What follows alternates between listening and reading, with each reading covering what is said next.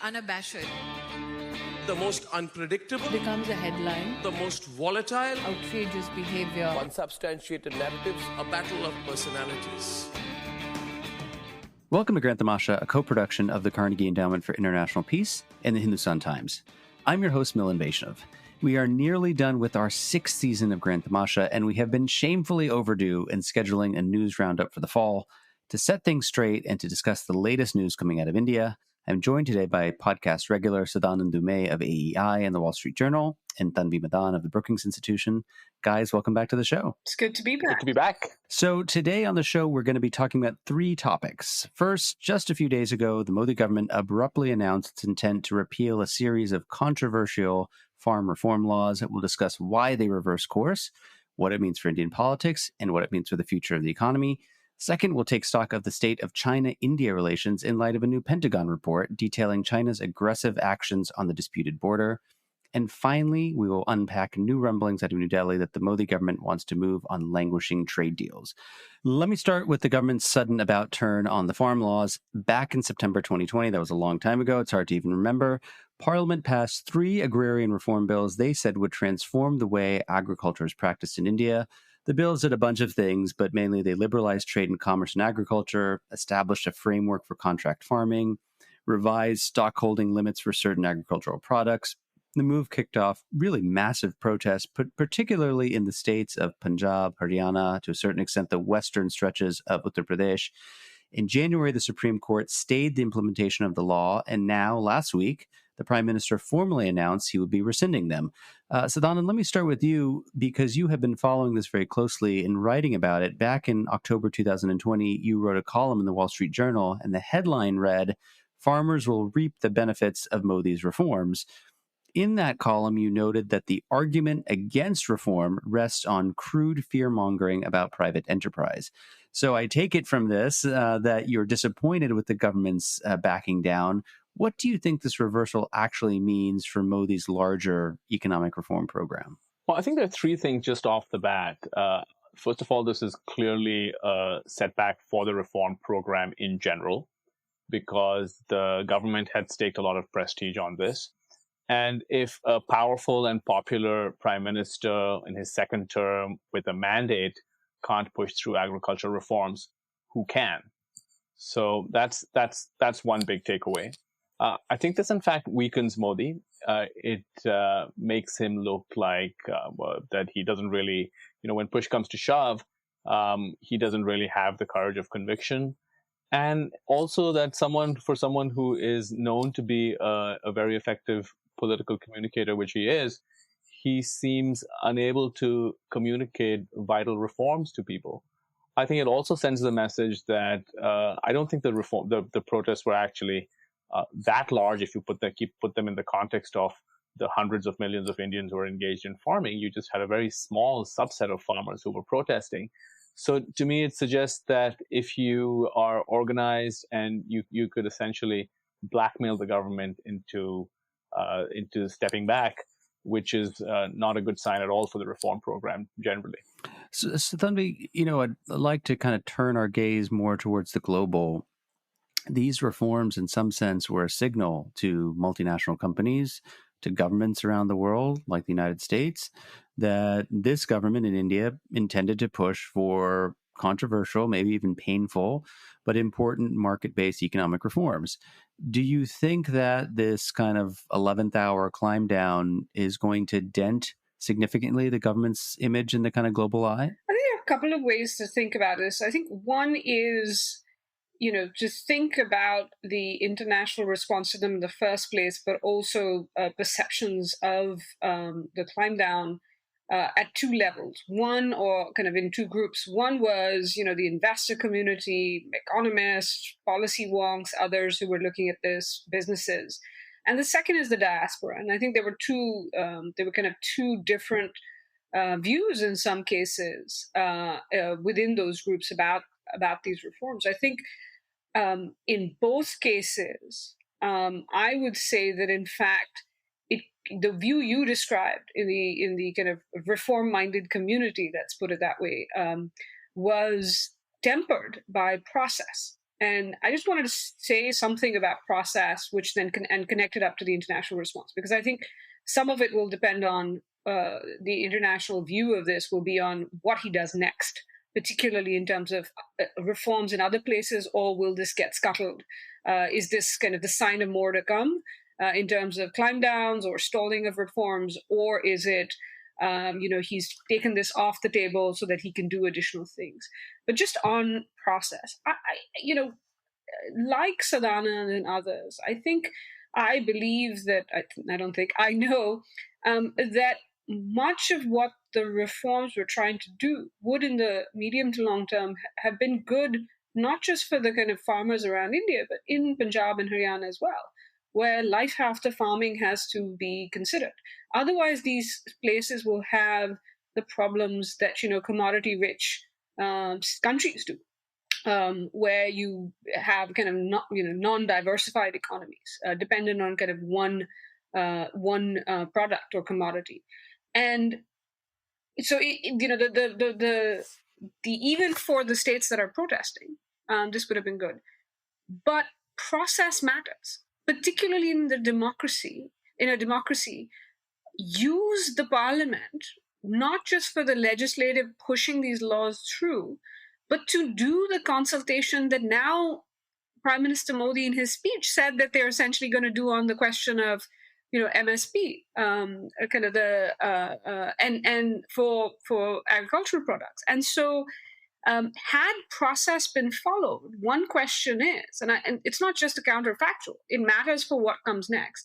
Would we have seen this similar situation? Because the counterfactual I would pose is, had the Modi government taken advantage of the mechanisms and instruments that a democracy offers, which is legislative debate, which is open communication or social media and other platforms where you can explain what you're trying to do, where in advance of pushing stuff through, where you can actually say, look, you hear what the criticisms are, and you either adapt the laws you're putting forward, or you make the case against why you're not making those adaptations.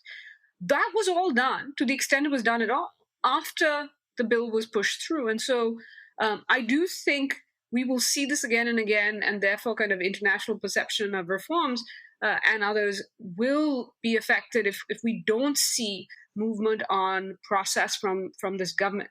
Sadanand, I spent the morning reading a bunch of op-eds and columnists that kind of their takes on this, and it seems that across the board, I think most commentators assume that the timing of this move means that the Modi government was concerned about how they might play in the forthcoming state elections in Punjab and Uttar Pradesh, particularly the latter being electorally the most crucial. Obviously, as you said earlier, this move is going to have political implications for Modi and the BJP, but do you think that it's going to have electoral implications in the near term? Milan, that's a good question, and I don't know the answer. And I think part of what's going on over here is that placing everything at the doorstep of elections is just the default mode of analysis in India. X happens, it's because this election is this many months away. I mean, it's just how people think. And obviously there's some truth to that, because politicians are, they pay a lot of attention to elections. They are very, very finely tuned to changes in mood and so on. So, I mean, it is possible. But even if you look at Uttar Pradesh, the protests were taking place basically among Jat farmers in western Uttar Pradesh. The BJP doesn't really have much of a hope in Punjab, though I've heard some people say that now they hope that they would, because they've backed down, they're going to team up with the former Congress Chief Minister Amarinder Singh and try to come back. But I think this is all ex post facto. But I mean, it's possible, but it's not. I don't see a convincing case merely because I did not see these protests. They certainly weren't particularly strong or widespread outside of these, three areas: Punjab, Haryana, and Western Uttar Pradesh. Not all of Uttar Pradesh. The other theory that gets, mentioned a lot, and this is something that Tanvi touched upon somewhat elliptically, is the question of the impact of the farm laws on the Sikh diaspora. So I don't think that there was some general diaspora outpouring on this, but it's certainly true that the Sikh diaspora in Canada, in the UK, and in the US in particular, did feel aggrieved. And here I think it just comes down to winners and losers. I think that it's certainly correct to say that in the long term, it would probably have been beneficial to people, including in states like Punjab and Haryana, as Tanvi pointed out. But I do think that these are the farmers who did benefit from the old system, command and control system that had been set up, where they were encouraged to plant wheat and then later rice, particularly in Punjab. And then they would find a very large proportion of those crops were procured at a minimum support price by the government. Of course, this didn't do much for the vast majority of Indian farmers. It didn't do much for government finances.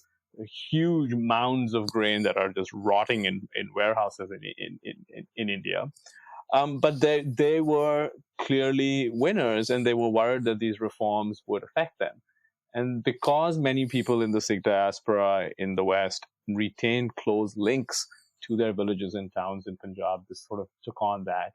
And there was obviously the fear that Pakistan in particular would try to use this to kind of get the whole Khalistan movement going again. Now, some would argue that those fears were exaggerated, but I think that the two possibilities are: is this an electoral issue? Was it electoral politics that forced this, or was this national security concerns? And possibly the answer is that it's some kind of combination of the two.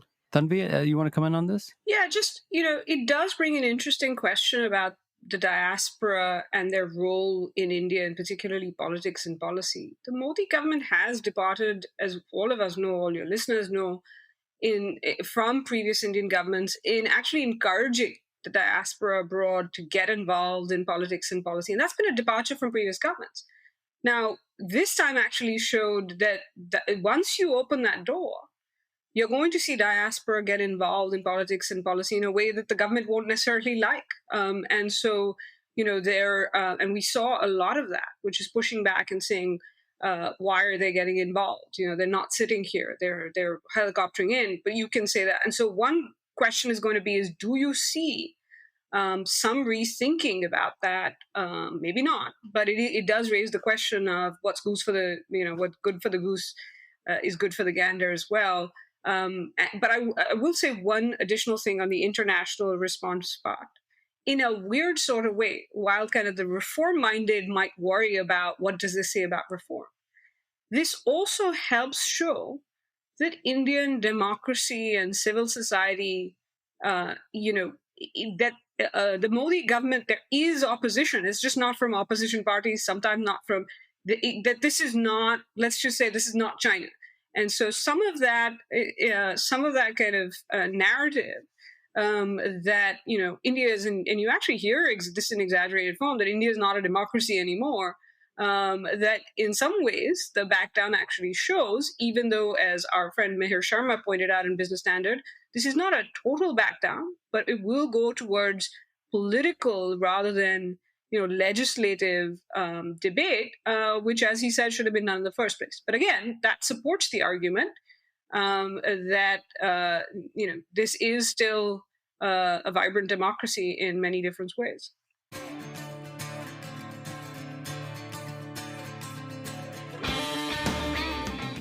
Hey, Grand Tamasha listeners, thanks for listening to the podcast. Putting this show together each week is a labor of love, but it takes a lot of work to put out a great show every week. If you'd like to support the work we do at Grand Tamasha, please visit ceip.org/donate.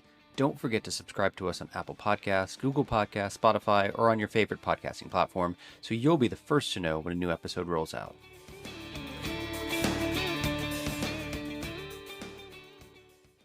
All right, let's move to our second topic, which is China-India border tensions.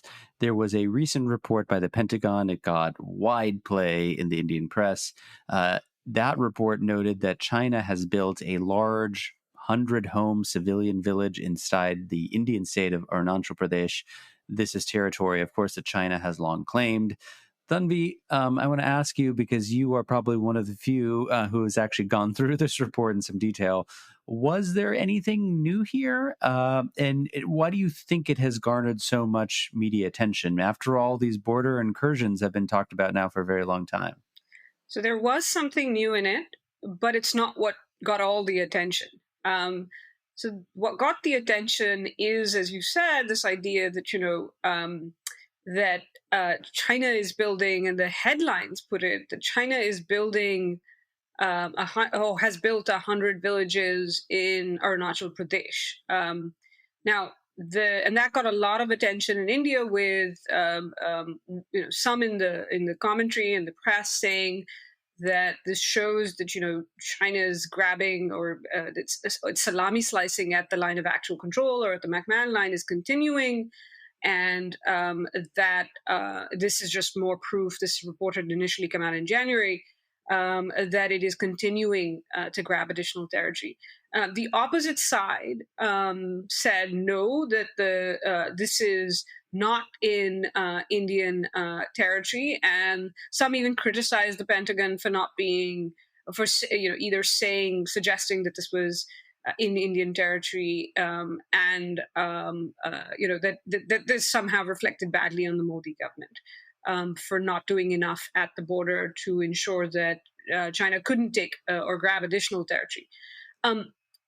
Where I think, the Pentagon report itself was quite nuanced about what it said. It says that the PRC has built these kind of 100 villages inside, and I quote, inside disputed territory between the PRC's Tibet Autonomous Region and India's Arunachal Pradesh. So very caveated, not actually saying very much.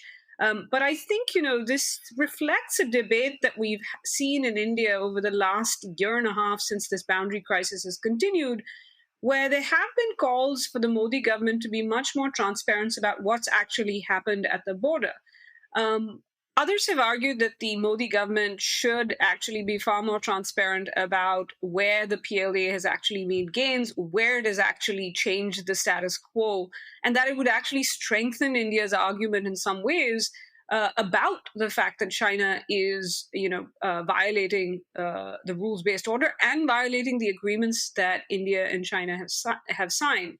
And people recalled the Prime Minister's statement that, and it was in Hindi, that, nobody has entered Indian territory. Now, he might be, there's a lot of technicalities here. So the best case scenario is that the reason the government has not been very clear about where, what exactly the Chinese moves were, where they are today, where the PLA is today, have they actually acquired additional territory, is if you were being generous and giving them the benefit of the doubt, you would say it is because of reasons that Indian governments in the past have actually done similar things, which is not talk too much about details. One of which is that in the past, and the Nehru government learned this the hard way, is if you put the whole kind of the details in front of the public, it then ties your negotiating hands.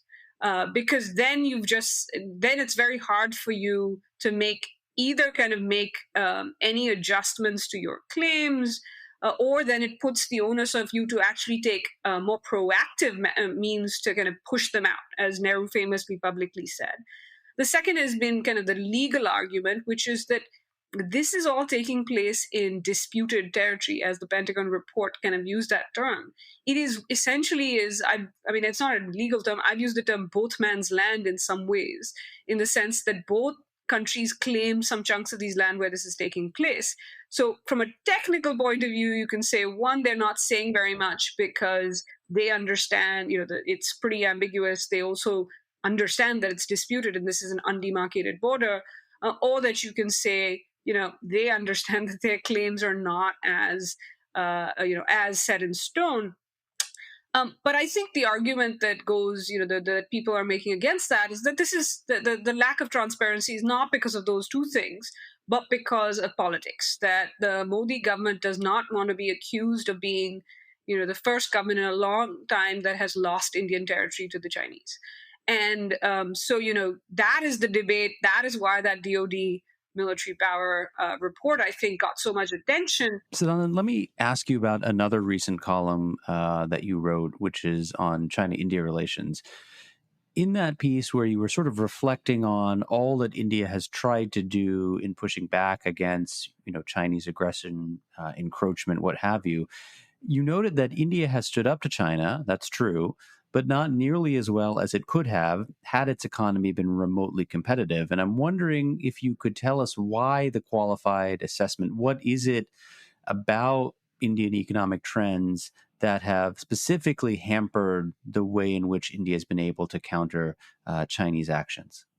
So, this kind of leads to probably, one of the big questions that many people have been grappling with since this erupted, which is that how did we get to this point where you have the first loss of life on the border in 45 years with 20 Indian soldiers and at least 4 Chinese killed. You have the India-China relationship at its lowest point in decades. You have sustained Indian economic retaliation against the Chinese, including scrapping scores of Chinese apps, limiting Chinese involvement in government procurement, limiting Chinese investment in the textile sector, right? This huge setback to relations between the two countries. And obviously there isn't just one answer, right? There are many things going on. You have many things going on in Chinese domestic politics. I'm not an expert, but from what I've been reading up around this, right? You have Xi Jinping trying to consolidate power. You have this nationalist mood in China as well. You have the fact that the Chinese have decided to no longer hide their power and bide their time. So sure, there are many factors that go into this, but I think that one overarching reason that India finds itself on the back foot, so to speak, right? So the way I see this is that India has been feisty, and it has probably been feistier than the Chinese expected. In terms of the response has been, India's response has been robust. It has not rolled over. It has been willing to, as Tanvi said, put the bilateral relationship on the line over these incursions, which sounds like, from everything I've read, that it's not as though the Chinese have, it's not as though they've marched into some major state capital or anything like that, but that they have kind of nibbled away on territory in a way that they probably thought they could get away with. So to that extent, India's response has been robust. But why is it that you have the Chinese that are doing the nibbling and the Indians doing the pushing back and not the other way around? And at least some of that has to do with the fact that the relative power of the two countries, which is linked to their relative economic strength, has been going in China's favor for a long time now. And the figures that I use in my column, I just point out that as recently as 1990, per capita GDP in China and India was roughly the same. In fact, India was a nose ahead. And right now in China, it's roughly $12,000, which is about 5.5 times what it is in India. What that means for military spending is that the Chinese military budget is estimated about 3.5 times India. Now, everything can't be boiled down to these numbers. Of course, on the border, India has many advantages, including in some places terrain, including the fact that it has troops that are used to this kind of warfare. It has a defender's advantage in many places. So I'm not saying that you can just sort of, just look at the dollar signs and sort of say that this country is stronger and this country is weaker. But even if you take all those grays, all those nuances into account, there's no denying the larger fact that China has grown much more powerful economically than India. This has also meant that it has become much more powerful militarily. It can do the kind of things that Tanvi's mentioned, such as laying out fiber optic cable really rapidly. And it means that India is essentially under pressure. And if the Indian economy had kept pace with China's economy, I don't think India would have been under this much pressure.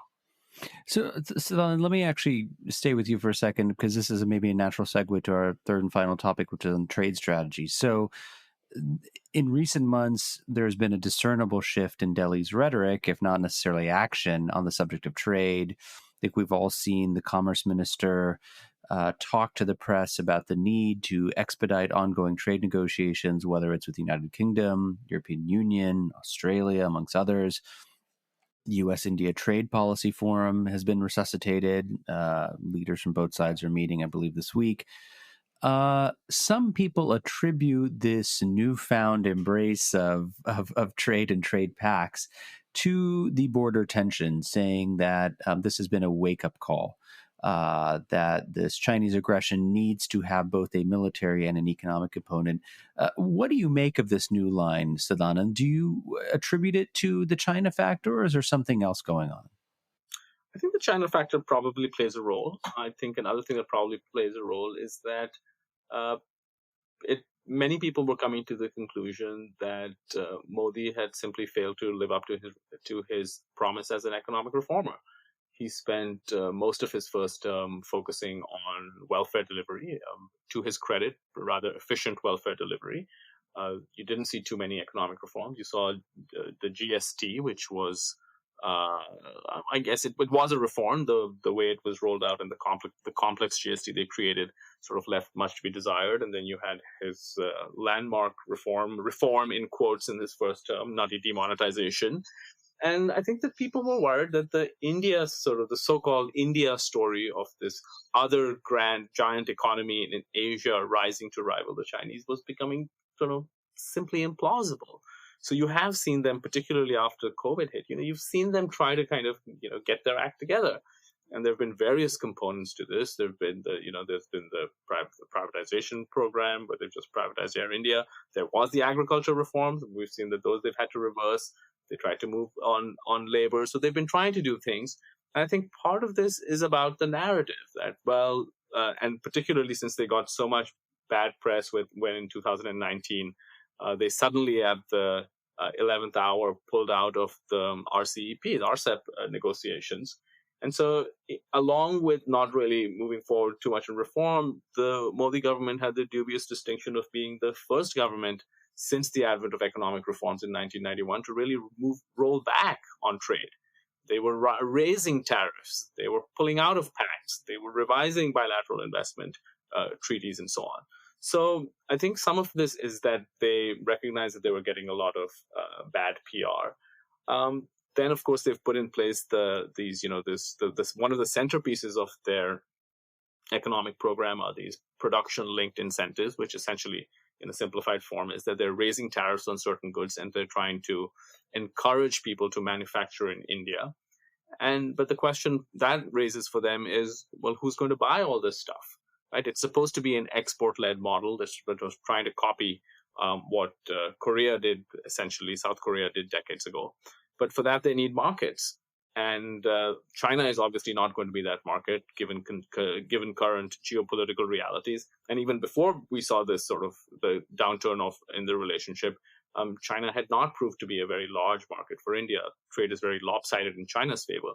So I think that there's probably some kind of hope that the geopolitics may help them come to favorable trade deals with Western nations, and maybe there'll be truths. I mean, here and there, like maybe with the UK, where Boris Johnson really needs a deal after Brexit, it's possible.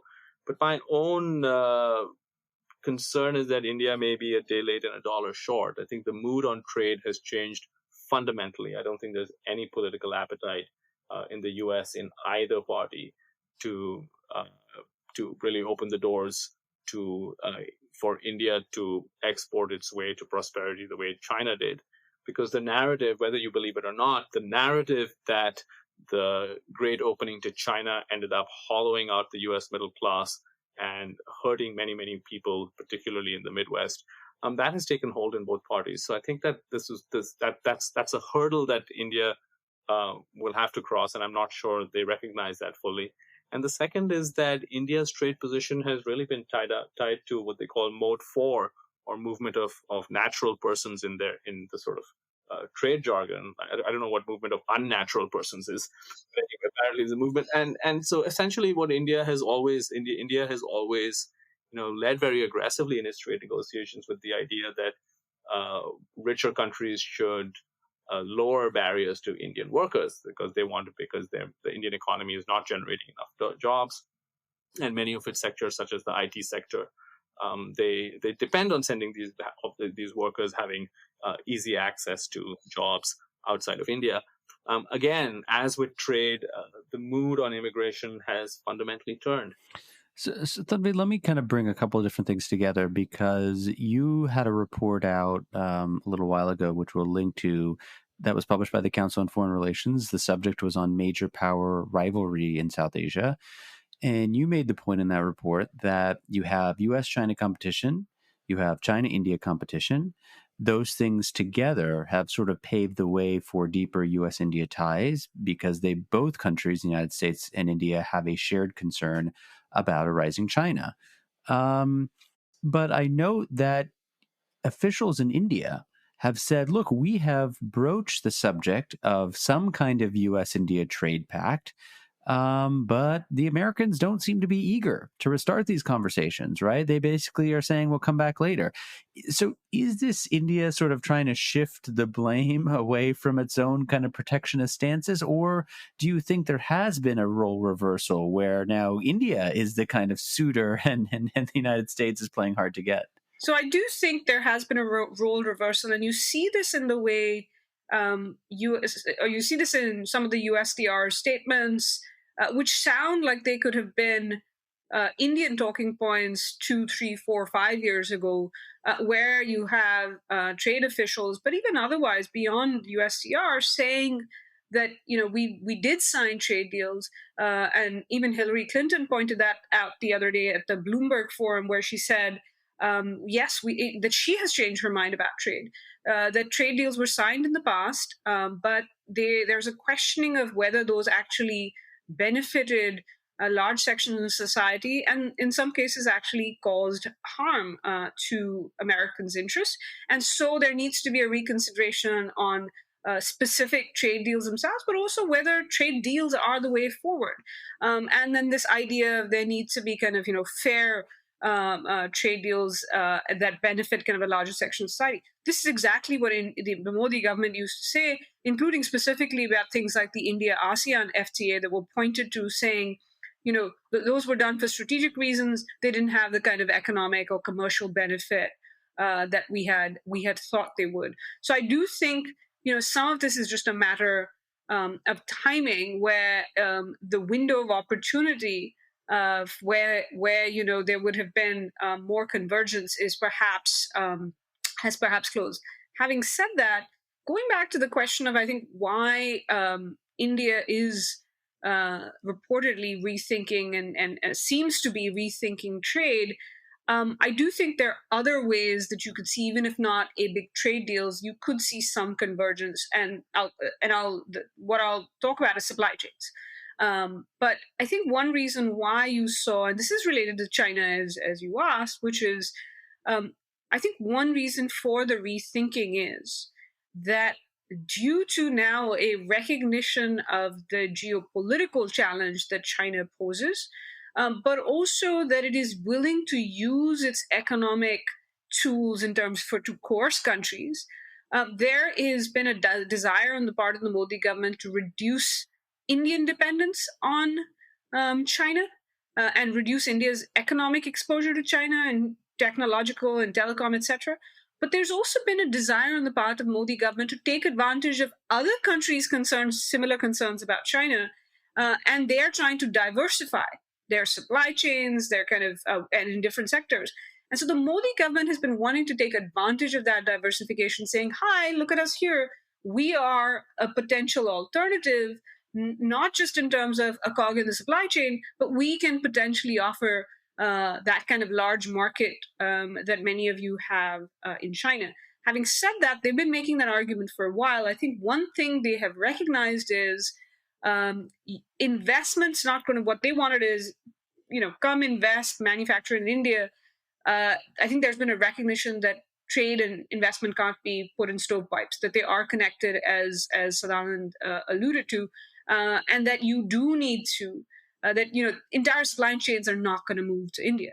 India will be one part of that supply chain, but even to be that, you do need to have a trade policy that is conducive.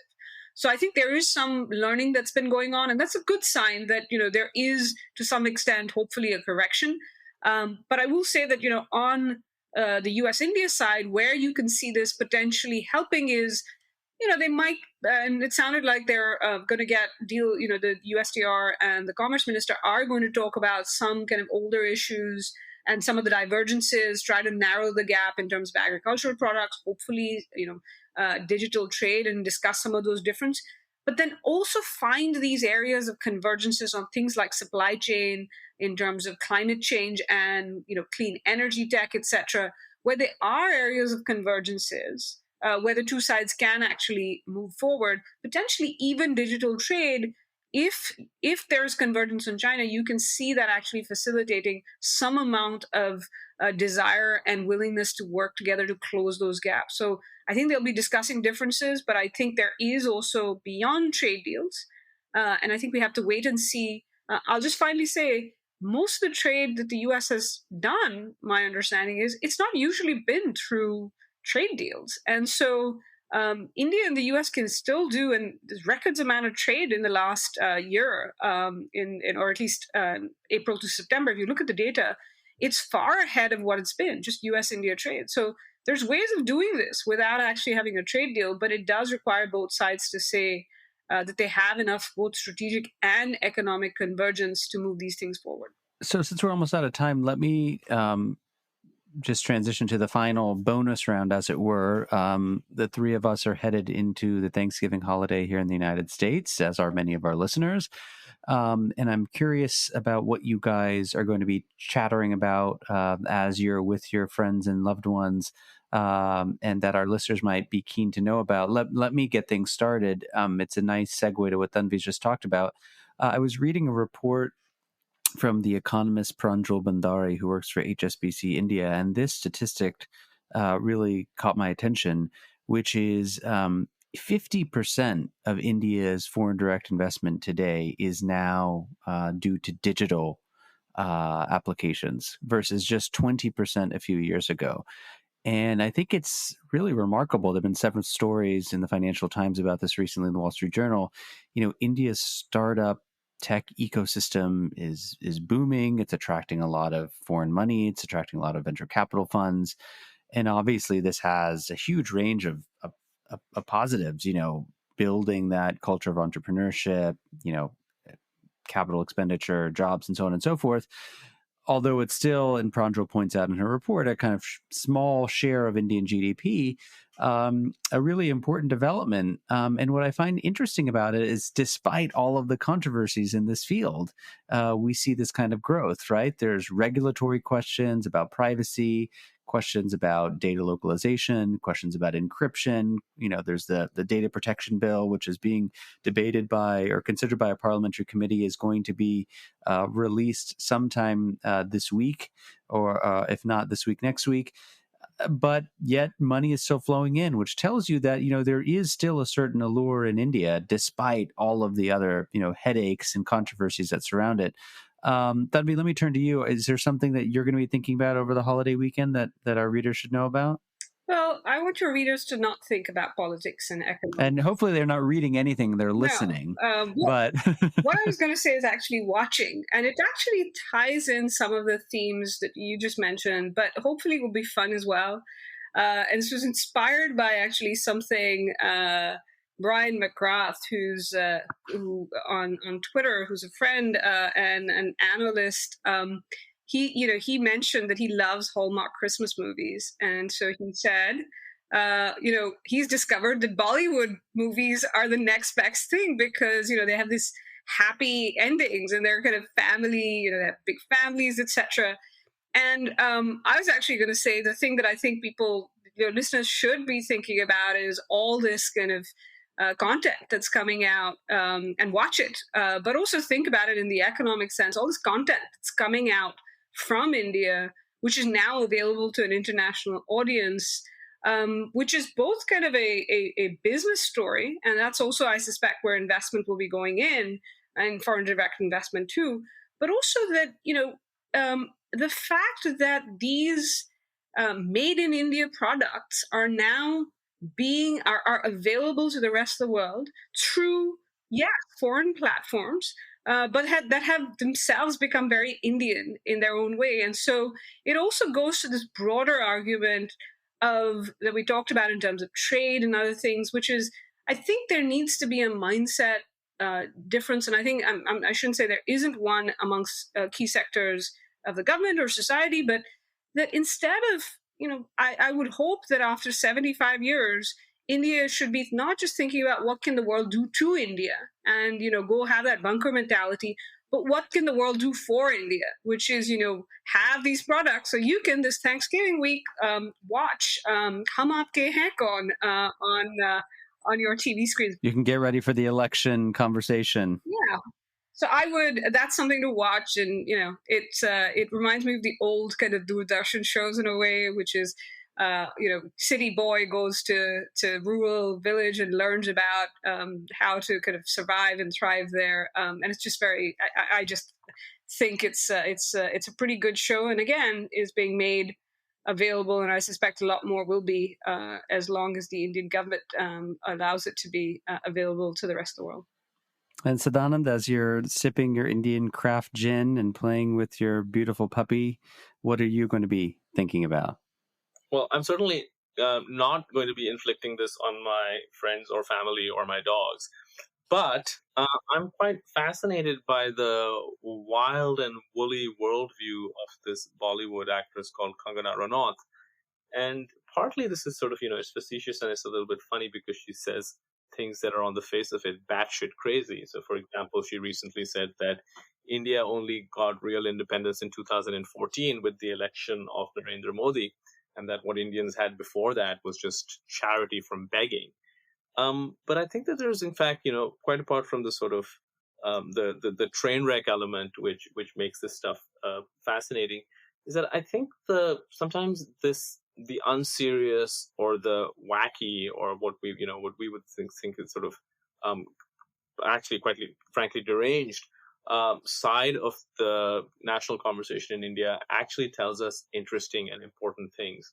And the fact that this person who is would be regarded as really beyond the pale for kind of most regular conversations among the sort of English-speaking punditry, nonetheless has a huge fan following, and these incendiary ideas of hers seem to find purchase, particularly among many BJP supporters on the internet, kind of tells us something about the amount of ferment going on in society, and that things that we thought we could take for granted, we may not actually be able to take for granted, because the Indian version of this ongoing populist upsurge really is sort of creating this situation where all bets are off and everything is up for debate, including when India got independence. So I find that really fascinating. But of course, I would my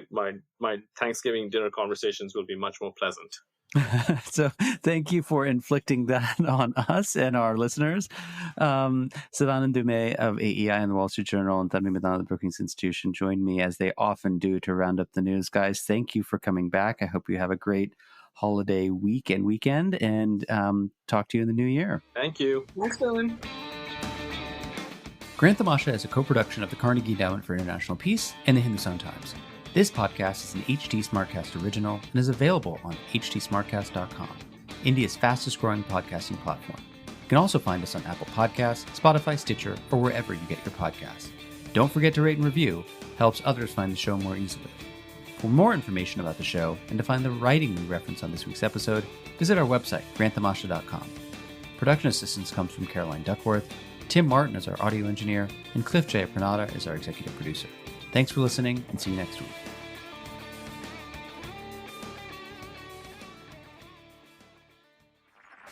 This was a Hindustan Times production, brought to you by HT Smartcast. HT Smartcast.